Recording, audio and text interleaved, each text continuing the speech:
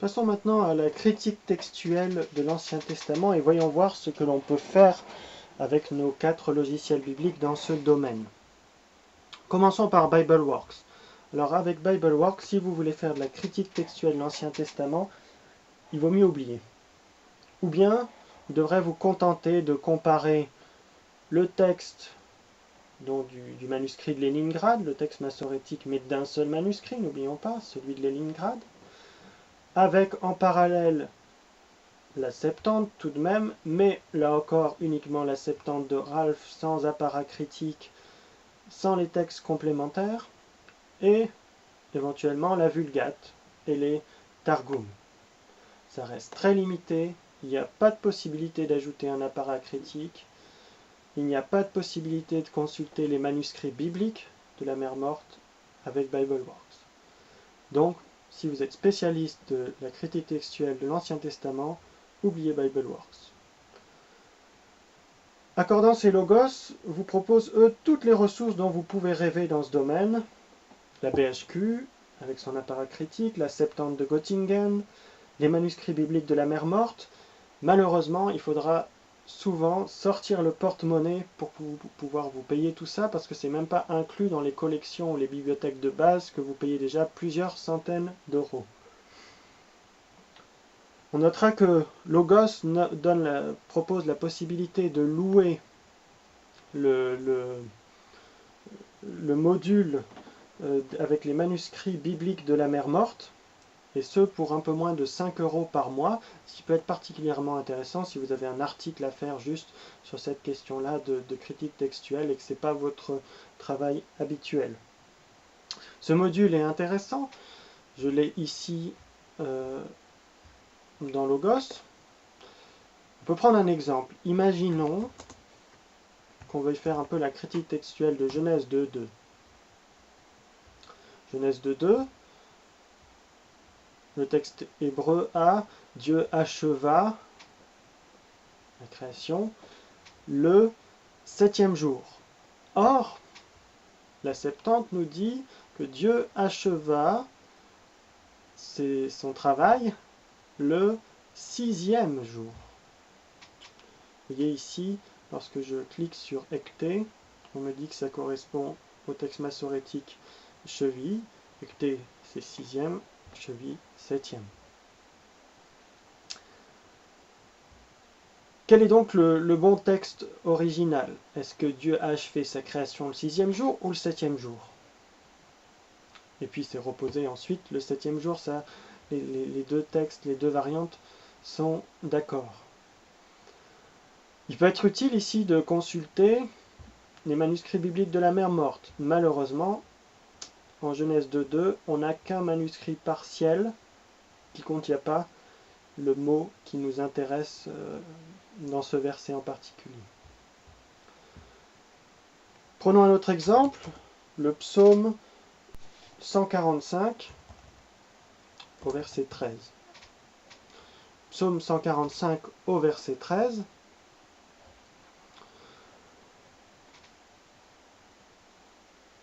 Le psaume 145, c'est un psaume alphabétique qui est normalement sans exception. Vous avez de Aleph jusqu'à Tav, dernier verset. Simplement, on peut être surpris qu'on n'ait pas le Nun à la fin du verset 13, pardon. Après le même, on n'a pas le Nun.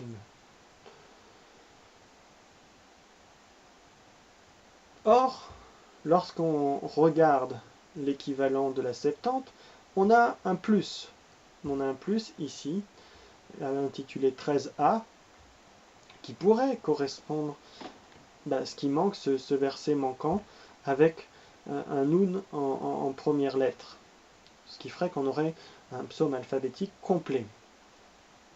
Alors, pour ça, on peut aller voir du côté des manuscrits de la Mer Morte et voir si ça nous aide un petit peu. Donc on va entrer psaume 145, 13. Et là, oh, chance, justement, on a un manuscrit qui est beaucoup plus long, vous le voyez ici, que le verset 13 du texte massorétique, en tout cas du manuscrit de Leningrad, et qui commence aussi par un Nun ici. Donc on a bien ce texte complet, on va dire cette psaume alphabétique complet, certainement dans l'original.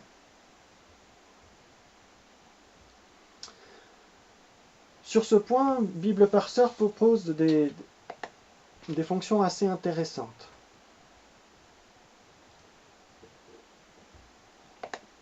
Pour cela, il faut que vous alliez sur le module parallèle,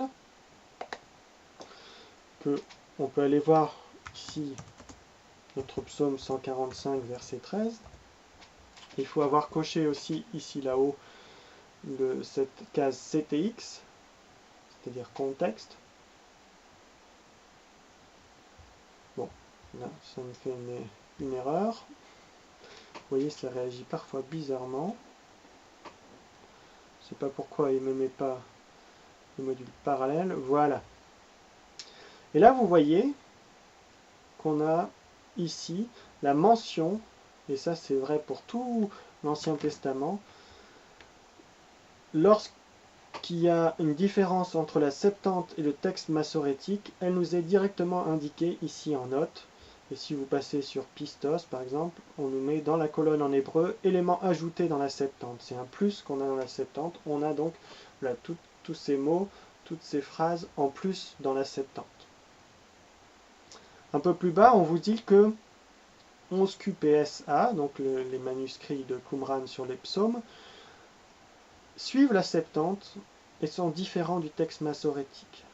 Ce qu'on a pu voir tout à l'heure avec Logos, il y a donc bien un plus dans la Septante et dans le manuscrit de Qumran qui est très probablement original. Revenons maintenant à notre exemple de Genèse 2.2 et on verra que là, pour le Pentateuque, on a des choses encore plus intéressantes.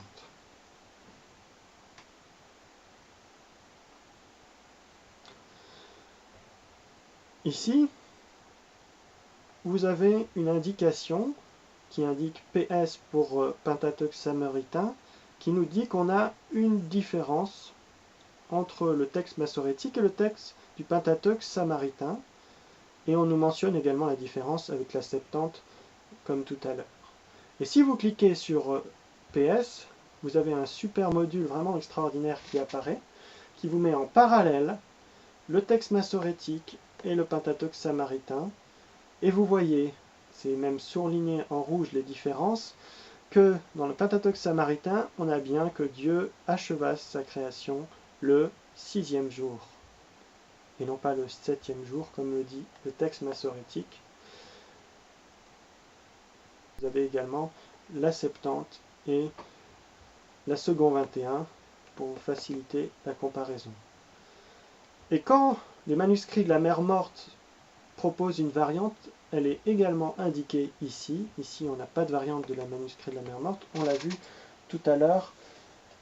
Mais si on prend un passage comme Exode 1, verset 5, donc vous savez, c'est le problème de savoir le nombre de personnes qui sont arrivées avec Jacob et Joseph en Égypte, la famille de Jacob. Dans le texte massorétique, il nous est dit qu'on a Shevim, c'est-à-dire 70. Dans la Septante, on nous dit Joseph était en Égypte et ils étaient avec 75 âmes de la famille de Jacob. On a le Penté qui est en plus, donc on a 5 et 70. Et le Pentateuque samaritain également suit la Septante, ou l'inverse. On a ici Shevim, Veromesh, donc 70, et 5, 75. On peut vérifier également dans les manuscrits de la Mer Morte, et là aussi, dans les manuscrits de la Mer Morte, on a le Veromesh qui est en supplément, en plus. On a bien 75 très probablement dans le texte original qui ne suit pas le texte massorétique. Voilà donc quelques exemples de ce qu'on peut faire avec ces logiciels bibliques pour l'étude de la critique textuelle de l'Ancien Testament.